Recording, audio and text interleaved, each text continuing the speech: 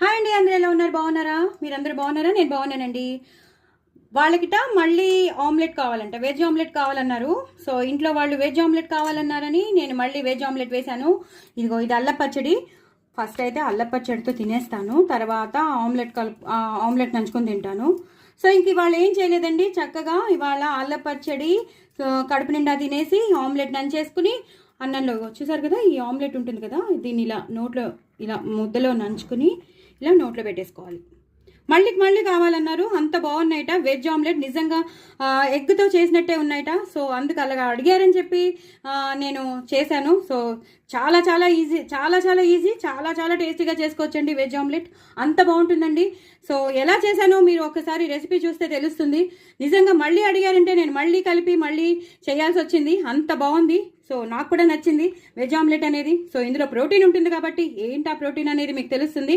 So do try it అండి. నా channel subscribe చేసుకోండి, సపోర్ట్ చేయండి. ఎంత టేస్టీగా ఉంటుందో ఈ ఆమ్లెట్, నిజంగా చూస్తున్నారు కదా ఎంత బాగుందో.